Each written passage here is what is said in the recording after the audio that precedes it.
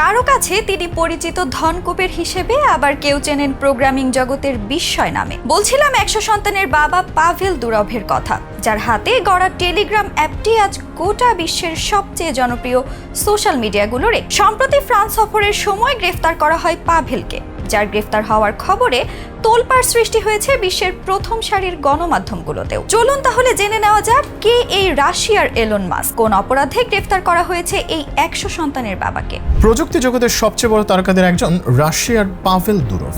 দুরভের coding সক্ষমতা, উদ্যোক্তা হওয়ার স্পৃহা তাকে ভিকনটাক্ট নামের একটি সামাজিক যোগাযোগ মাধ্যম তৈরিতে উৎসাহ দেয়। 21 বছর বয়সে 2006 সালে তিনি ভিকনটাক্ট তৈরি করেন। অল্প সময় রাশিয়ার ফেসবুক হিসেবে পরিচিতি পায় এই যোগাযোগ মাধ্যমটি। যুক্তরাষ্ট্রের ফেসবুক প্রতিষ্ঠাতা মার্ক জাকারবার্গের সমকক্ষ হিসেবে রাশিয়ার পরিচিত পান দুরভ। তবে পাভেলের জন্ম রাশিয়ায় হলেও থাকেন দুবাইতে। এছাড়া পাভেলের রয়েছে সংযুক্ত আরব আমিরাত, ফ্রান্স সহ আরও একাধিক দেশের নাগরিকত্ব। মূলত টেলিগ্রাম ব্যবহারকারীদের ব্যক্তিগত তথ্য নিতে রুশ সরকারের পক্ষ থেকে চাপ প্রয়োগ শুরু হলে রাশিয়া ছেড়ে দুবাই চলে যান দুরভ। এরপর সেখান থেকে অ্যাপটির কার্যক্রম পরিচালিত হয়ে আসছে। ব্যবহারকারীর ডেটা হস্তান্তর করতে অস্বীকার করায় 2018 সালে রাশিয়ায় এই অ্যাপটি নিষিদ্ধ করা হয়। তবে 2021 সালে এই নিষেধাজ্ঞা তুলে নেওয়া হয়। পাভেল দুরভ রাশিয়া ছাড়িয়ে বিশ্বজুড়ে আলোচিত হন 2013 সালে। সে বছর টেলিগ্রাম প্রতিষ্ঠার পর রীতিমতো হইচই ফেলে দেন বিশ্বজুড়ে। বর্তমানে ফেসবুক, ইউটিউবের মতো টেলিগ্রাম জায়গা করে নিয়েছে জনপ্রিয় সোশ্যাল মিডিয়া হিসেবে।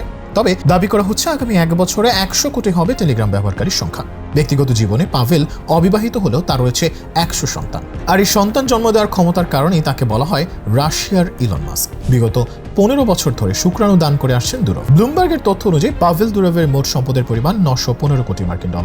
তার অনেক দেশের পাসপোর্ট ও আবাস রয়েছে। 1 দশকেরও বেশি সময় ধরে তিনি সীমাহীন এক জীবনযাপন করছেন। তাকে প্রায়ই খালি গায়ে বিভিন্ন দেশে ভ্রমণে যেতে দেখা যায়। গণতান্ত্রিক হোক আর অন্য যে কোনো দেশের সরকারি বিভিন্ন সংস্কার নজরদারি এড়িয়ে মুক্ত যোগাযোগের স্বাধীনতা এনে দিয়েছেন তিনি। সম্প্রতি পাভেল দুরভ গ্রেফতার হয়েছেন ফ্রান্স সফরের সময়। গ্রেফতারের পর তাকে জিজ্ঞাসাবাদের জন্য আটক করা হয়েছে, যা সর্বোচ্চ 96 ঘন্টা পর্যন্ত চলতে পারে। এরপর অভিযোগ প্রমাণ না হলে তাকে মুক্তি দিতে হবে। গত 24 আগস্ট প্যারিসের লোবার্গের বিমানবন্দরে অবতরণের পর দুরভকে গ্রেফতার করা হয়।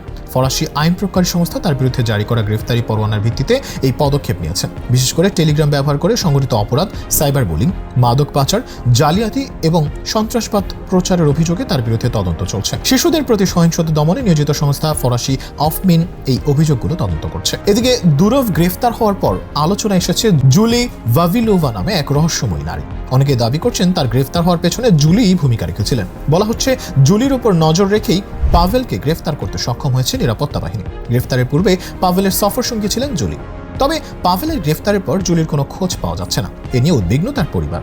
পাভেল গ্রেফতারের পর থেকে জুলির পরিবার জুলির সাথে যোগাযোগ করতে পারেনি। এদিকে ফরাসি গোপনীয়তা তথ্য গবেষক ব্যাপস্টিক রবার্ট পাভেলের গ্রেফতারের পেছনে জুলির সামাজিক মিডিয়ার কার্যকলাপের ভূমিকার কথা উল্লেখ করেছেন। রবার্টের মতে জুলির পাভেলের সঙ্গে আজারবাইজান থেকে ভ্রমণের পোস্টগুলোই নিরাপত্তা বাহিনীকে টেলিগ্রাম প্রতিষ্ঠাতার গতিবিধি তথ্য প্রকাশ করে দিয়েছে, যার ফলে তাকে গ্রেফতার করা হয়েছে। 24 বছর বয়সী জুলি দুবাইয়ের একজন ক্রিপ্টো কোচ। ইনস্টাগ্রামে তার 20,000-এর বেশি ফলোয়ার রয়েছে। ইংরেজি, রুশ, স্প্যানিশ ও আরবি ভাষায় পারদর্শী তিনি। এদিকে জনপ্রিয় সামাজিক যোগাযোগ মাধ্যম টেলিগ্রামেই সিইও তথা প্রধান নির্বাহীর গ্রেফতার বিশ্বব্যাপী জনমনে ব্যাপক ক্ষোভ তৈরি হয়েছে। বিষয়টি অনলাইন পরিসরে বাক স্বাধীনতার সীমাবদ্ধতা নিয়ে একটা বৈশ্বিক বিতর্ক উস্কে দিয়েছে। সোশ্যাল মিডিয়া প্ল্যাটফর্মে ব্যবহারকারীদের পোস্ট করা কমেন্ট বা বিষয়বস্তুর ব্যাপারে কোম্পানিগুলো দায় কতটা তা নিয়েও চলছে জোর বিতর্ক।